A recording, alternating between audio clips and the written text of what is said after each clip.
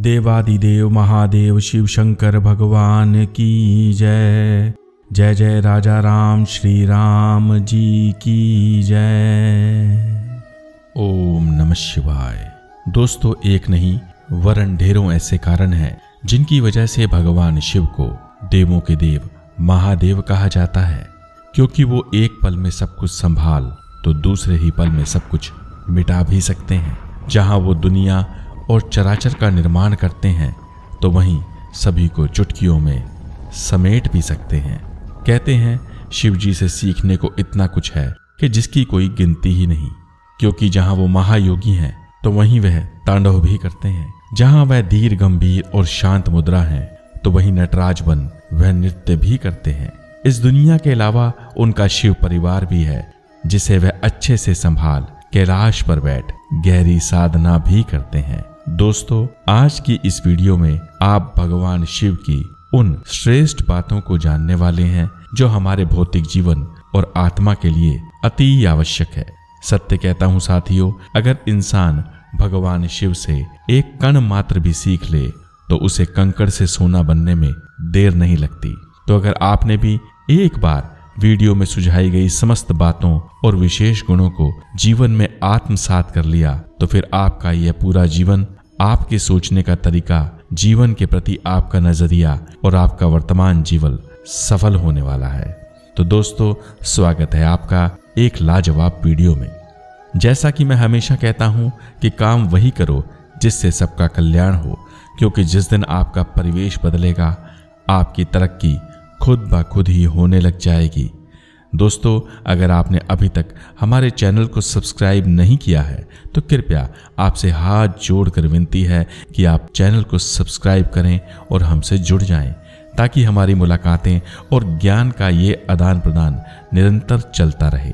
तो चलिए फिर वीडियो को आगे बढ़ाते हैं। दोस्तों, सर्वप्रथम भगवान शिव ने समुद्र मंथन के समय सभी को आपस में लड़ते हुए देखा, क्योंकि सारी लड़ाई और संघर्ष अमृत को प्राप्त करने की थी। परंतु जैसे ही मंथन से हलाहल विष निकला, सभी विमुख और जुबान से मौन हो चले थे। तब वो भगवान शिव ही थे जिन्होंने उस विष को अपने कंठ में धारण किया था, जिसके उपरांत भगवान शिव महादेव से नीलकंठ कहलाए और समस्त दुनिया को एक संदेश भी दिया कि जीवन में अनेकों बार विपरीत बातों और नकारात्मकता को अपनाना पड़ सकता है। अब इसे मजबूरी कहें अथवा पुरुषार्थ, ये वो परिस्थिति है जो सभी के जीवन में कभी ना कभी आती जरूर है, परंतु इसका ये अर्थ कदापि नहीं होता कि माथे ली गई बुराई, नकारात्मकता अथवा विष का कड़वा घूंट आपको मार डालेगा या फिर उससे आपके जीवन की या आपकी गुणधर्मिता बदल जाएगी। बल्कि इसका सच्चा अर्थ तो ये है कि विपरीत परिस्थितियों में रहने से अथवा कटु सत्य को धारण करने से आप उनसे लड़ना, उन्हें हराना और उन्हें एक अच्छे हथियार की तरह इस्तेमाल करना सीख जाते हैं। अतः आप में इतनी सकारात्मकता और शक्ति तो अवश्य होनी चाहिए कि विष रूपी नकारात्मकता आपका कुछ बिगाड़ ना पाए, क्योंकि जब मनुष्य विष रूपी कड़वी सच्चाई को स्यों में धारण करता है तो वह कुछ समय के लिए उसके साथ मौजूद अवश्य रहती है, जो उसको कमजोर नहीं वरन मजबूत बनाती है। धीरे धीरे इंसान परिस्थितियों को हैंडल करना सीख जाता है और उसका जीवन बदलने लगता है। दोस्तों, आप माने या ना माने, आज की ये बड़ी बड़ी ट्रेनिंग्स, सेमिनार और लीडरशिप में भी इन्हीं सभी बातों को सिखाया जाता है कि कैसे व्यक्ति को आगे बढ़कर चुनौतियों को धारण करना चाहिए, तदुपरांत उन्हें कैसे हैंडल करना चाहिए, ताकि वक्त आने पर आप दुनिया के हीरो बन सकें। दोस्तों, एक बात हमेशा याद रखिएगा कि भगवान शिव ही एक ऐसे देव हैं जिनकी पूजा देवता, राक्षस, दानव सभी लोग करते हैं। वो शिव ही हैं जो मंदिरों, शिवालयों में भी सजते हैं, और वही शिव शमशान में भी विराजते हैं। जहाँ शिव को ब्राह्मणों द्वारा पूजा जाता है तो वहीं तांत्रिक और अघोरी भी उन्हीं की पूजा करते हैं। हर काल, युग और समस्त ब्रह्मांड में एक शिव ही हैं जिनके विवाह समारोह से लेकर बारात में देव, दानव, गंधर्व, भूत, प्रेत, पिशाच और विभिन्न जाति प्रजाति के प्राणी आए थे, जिससे ज्ञात होता है कि ये सारी दुनिया ही शिवमय है। इसमें कोई भी ऊंचा नीचा, छोटा बड़ा, इसमें कोई भेद नहीं है। अतः हमें भी जीवन में कभी किसी से कोई भेदभाव नहीं करना चाहिए तथा समरूपता और एकता पूर्वक मिलजुल कर रहना चाहिए और सभी को समान मानते हुए दुनिया से मिलकर चलना चाहिए।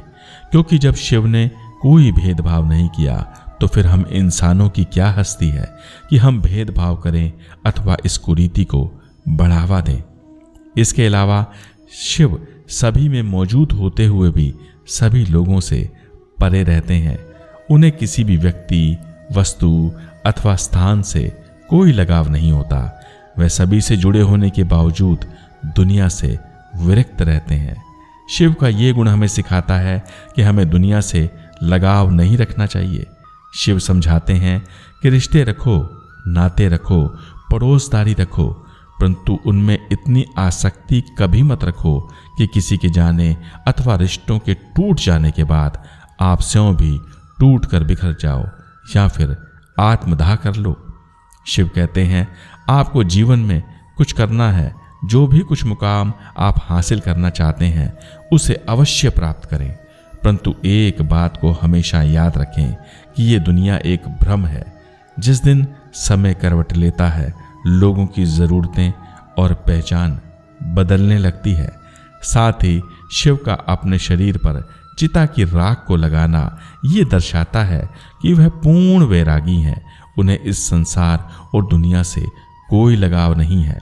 ध्यान रहे कि आप और मैं भगवान शिव की तरह उतने बड़े योगी तो नहीं बन सकते, परंतु शिव जी की इन बातों को सीख हम अपने जीवन में संतुलन को कायम तो कर ही सकते हैं।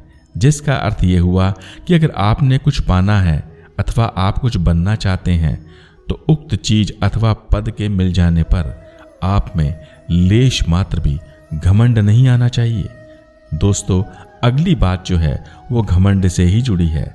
जैसा कि आप सभी जानते हैं कि देवों के देव तो महादेव भगवान शिव ही हैं। क्या 33 कोटि देवी देवता तो क्या त्रिदेव, परंतु स्वयंभू होने के कारण शिव जी का स्थान इस संपूर्ण चराचर दुनिया ब्रह्मांड सभी लोकों में सर्वोत्तम है। बावजूद इसके भोलेनाथ हमेशा ही लो प्रोफाइल, शांत और विनम्र बने रहते हैं और कभी भी जल्दी से नाराज नहीं होते। शिव की विनम्रता और दयालुता का इससे अच्छा उदाहरण कोई और हो ही नहीं सकता कि माँ गंगा भगवान शिव जी की जटाओं से बहती है और समस्त मनुष्य उसी पावनी गंगा में प्रतिदिन अपने पापों को धोने जाते हैं। तो जरा सोच कर देखिए कि जब शिव जी के शीश से बहती वह गंगा निकलती होगी तो वह पूर्णतः साफ और दोष रहित होती होगी। बावजूद इसके शिव कभी भी किसी पर क्रोध नहीं करते, यहाँ तक कि उन्होंने माता पार्वती के लिए बनाई गई सोने की लंका तक को रावण को दान में दे दिया था। शिव ने दानवों तक को वो वरदान दिए कि बस मैं कहूँ ही क्या, और उनमें से अधिकांश दानवों ने उसका गलत इस्तेमाल किया, देवताओं को कष्ट पहुंचाया और उन वरदानों की ताकत से उन्हें मारा, उनके राज्य तक को छीन लिया और तो और उन्होंने भगवान शिव तक को नुकसान पहुंचाने की कोशिश की। बावजूद इसके शिव ने धैर्य धारण कर उनका युक्तिपूर्ण ढंग से समाधान किया और सृष्टि को सुरक्षित रखा। अब आप शिव के परम भक्त रावण को ही ले लीजिए, जो महाज्ञानी, महापराक्रमी और एक महान योद्धा था, परंतु जब बात राम रावण युद्ध की आई तो जीत भगवान श्री राम की ही हुई, क्योंकि लंका पर चढ़ाई करने से पूर्व भगवान राम ने स्वयं शिवलिंग बनाकर उसकी स्थापना कर जी हाँ, वही स्थान जिसे आप श्री रामेश्वरम जी के नाम से जानते हैं, वहाँ भगवान शिव जी की पूजा की थी, जिस पर महादेव ने उन्हें विजय होने का आशीर्वाद दिया था। क्योंकि शिव का न्याय कभी भी गलत नहीं होता। शिव हमेशा उसी का साथ देते हैं जो धर्म और लोक कल्याण के मार्ग पर चलता है और धन से अधिक चरित्र को महत्व देता है, और जिसके अनुसार श्री राम का पलड़ा रावण से करोड़ गुना अधिक भारी था। अतः शिव ने विष्णु अवतारी श्री राम जी का साथ दिया। दोस्तों, अब इस वीडियो का अंतिम सूत्र जिसे मैं आपके सामने प्रस्तुत करने जा रहा हूं, जिसके अनुसार भगवान शिव ने प्रत्येक युग, काल और जीवन में माता सती के प्रति अपने संपूर्ण प्रेम, पूर्ण निष्ठा और समर्पण को दर्शाया है। ये वो अनुपम उदाहरण है जो ढूंढने से भी आज संपूर्ण विश्व में, दुनिया में, चराचर में कहीं देखने को नहीं मिलता। भगवान शिव के सम्मुख ढेरों सुंदरियां और प्रेम पाश आए, परंतु शिव ने युग युगांतर तक माता सती की प्रतीक्षा करते हुए उनके विरह को सहा है, जिसका प्रमाण है माता सती की वो मुंडमाला जिसे वह सदैव अपने हृदय से लगा कर रखते हैं। दोस्तों, भगवान शिव और पार्वती के प्रेम को शब्दों में बांध पाना, उनकी व्याख्या कर पाना असंभव है। बावजूद इसके एक अति सुंदर, मोहक, प्यारी और दिल को छू लेने वाली यह वाली वीडियो आपको अवश्य देखनी चाहिए। मैं दिल से कहता हूँ, आप एक बार देखिएगा ज़रूर। जब भी समय लगे आपको बहुत अच्छा लगेगा, आपको बहुत मज़ा आएगा। और मैं वादा करता हूँ कि इस वीडियो को देखने के बाद आपका जीवन और प्रेम के प्रति नज़रिया बदलने लगेगा। वीडियो का लिंक डिस्क्रिप्शन और एंड स्क्रीन में भी मौजूद मिलेगा। दिल हो तो एक बार देखिएगा ज़रूर। इसके अलावा भगवान शिव का अर्धनारीश्वर रूप दुनिया को ये बताता है कि शिव और पार्वती कभी भी अलग नहीं थे। वो तो हमेशा एक ही थे, एक ही हैं और सदा एक ही रहेंगे। इसे एक भाव कह सकते हैं, क्योंकि भगवान शिव ने कभी भी माता पार्वती जी को स्वयं से अलग माना ही नहीं। दोस्तों, मानता हूं कि ये कलयुग है, परंतु शिव के समस्त उदाहरण और संदेश आज भी उतने ही कारगर हैं जितने करोड़ों अरबों वर्षों पहले या युगों युगों में हुआ करते थे। अतः आप चाहे जिसके साथ भी रहते हो, चाहे वो आपका मित्र है, पड़ोसी है, महिला मित्र है या फिर आपकी पत्नी, कृपया अपने रिश्तों का सम्मान अवश्य करें, क्योंकि किसी भी मनुष्य के दिल, भावों अथवा दिमाग से खेलना अंततः इंसान को हमेशा दुख ही देता है। दोस्तों, आपने आज की इस वीडियो में क्या नया सीखा और भगवान शिव जी का वो कौन सा गुण है जिसे आप अपने जीवन में अपनाना चाहेंगे?